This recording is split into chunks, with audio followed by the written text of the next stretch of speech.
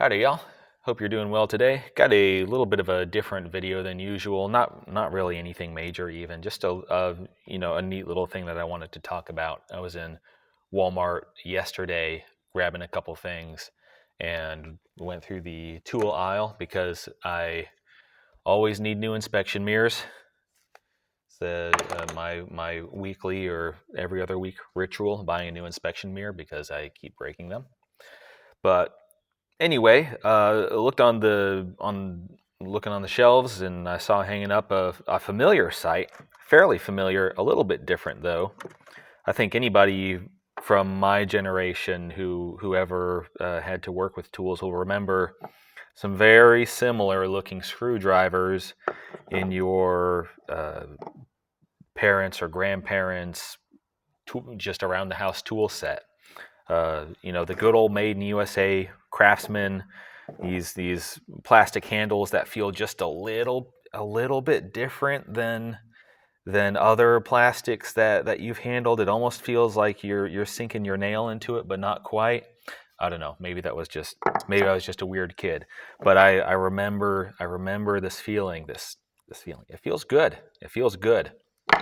Nostalgic. But anyway, the thing that struck me is Hyper Tough, $11, cheap, not expensive by any means. Made in USA. Now, a little caveat here with 60% or more US parts. Now, I'm not sure what that means for this particular case. Is that 60% or more? Does that mean 80%, 100%? I don't know, but it's something.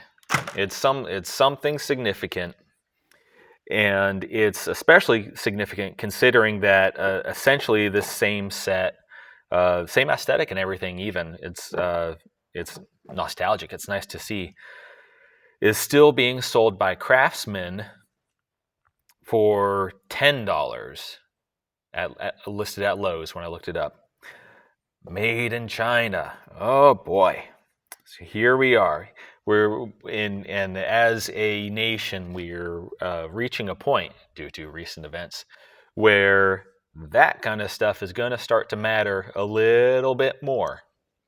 And some people are excited about that. Some are not excited about it. I won't get into my personal politics about it, except to say that I'm pretty excited about the prospect of manufacturing returning to the U.S. And what I want to kind of point out here is that when a lot of people hear made in USA tools, Snap-on is what comes to mind. And paying $60 for a screwdriver or a wrench is what comes to mind. And that's not what made in USA tools meant. And remarkably, to this day, that's not what Made in USA tools has to mean. And this is a great example of that. So these are not going in my work toolbox. They may be perfectly fine for professional use. I don't know. I haven't stress tested them that extensively, and wear and tear over long periods of time of daily use is different than just your one-time stress test. And besides which, even the one-time stress testing, I'm not qualified. I'm not Project Farm. I'll never be Project Farm. I'm not that guy. I'm not. It's not going to happen. But as far as assessing the suitability of these for the use that a lot of us probably grew up using them, seeing them used for, just around the house homeowner use. These seem great. The handles are not chintzy. They don't break when I hit them. We leave marks as expected, but they deform and they don't shatter, which is, I'm sure, the experience of a lot of people using them back in the day. This is where I tried to crack it by putting a nail through it. Let's see if we can focus a little more. I got, how deep is that? Yeah, I drove a tip of a nail into it.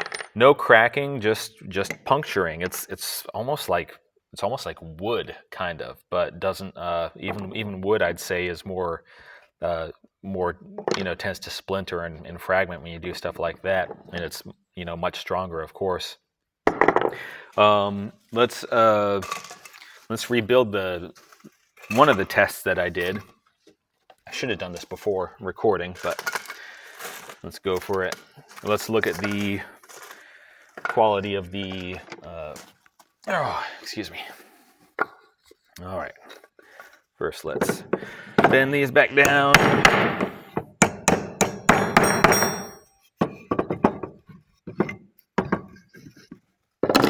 Take a few more of these nails. These are, I did not measure these. Tape this somewhere else. Decent length nails. Ring shank. I'm going to see if these... Oh my goodness.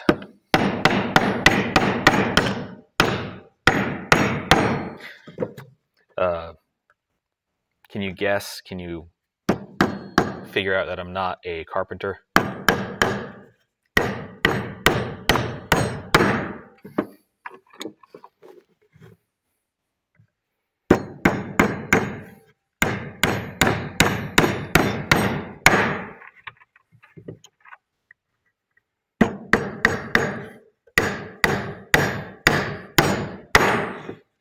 Okay.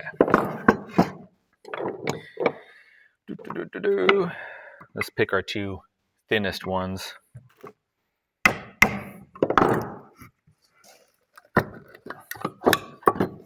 Okay.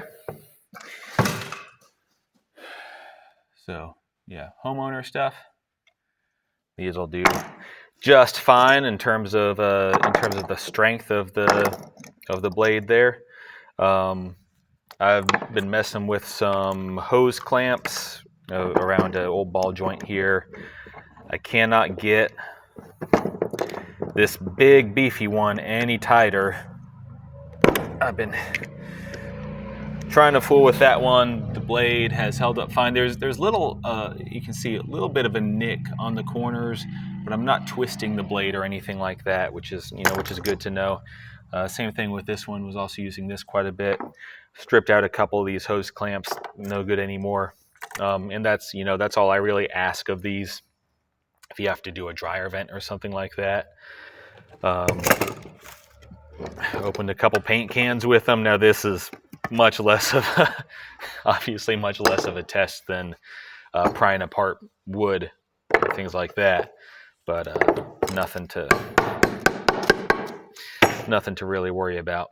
If we look at where the blades go into the handles, they do have the little fins that kind of come out on the side so that the blade can't twist inside the handle or slide out of it like that or anything. So, and since the handles are not prone to shattering, I think that you will not have issues with the blade coming loose or anything like that, seems to me. All this to say, we can still do made in USA tools. We can still, and that doesn't mean Snap-on. It doesn't, consumer grade, affordable. Again, I can't remember if I already said this. Craftsman, I've done a couple takes of this because audio issues. I can't remember what I said this time and what I said last time. But Craftsman still makes and sells this set, but it's I think it's almost exactly like this. But it's made in China. Same aesthetics and everything. The aesthetics of these are nice. They've aged well, I think, in my opinion. Made in China set is $10 instead of $11. Okay, thanks, I guess. thanks for that dollar. That means that I'm glad to save $1 to support outsourcing slave labor, but anyway, it's what I'm getting at is that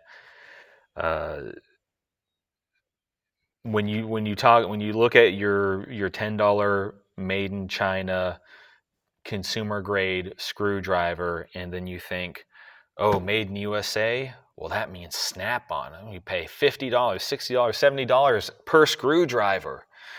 That's not what that means. We can make affordable consumer grade tools just like we used to.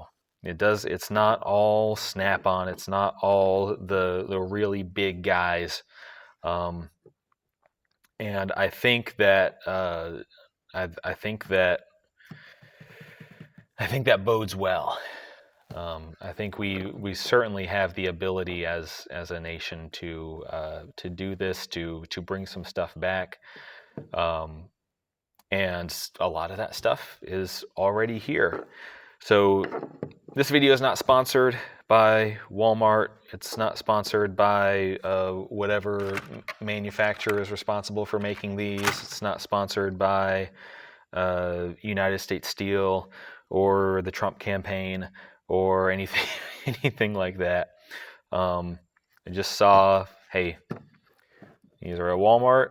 I've always kind of wanted a little homeowner screwdriver set to keep around. I'm not trying to grab my work tools whenever something around the house is needed.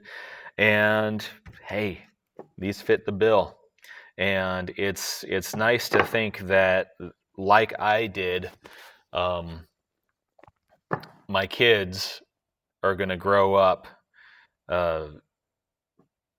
watching me fix stuff or fixing things themselves, little things around the house, with a good, cheap, made in the United States, old-fashioned screwdriver that feels a little funny when you rub your fingernail on it.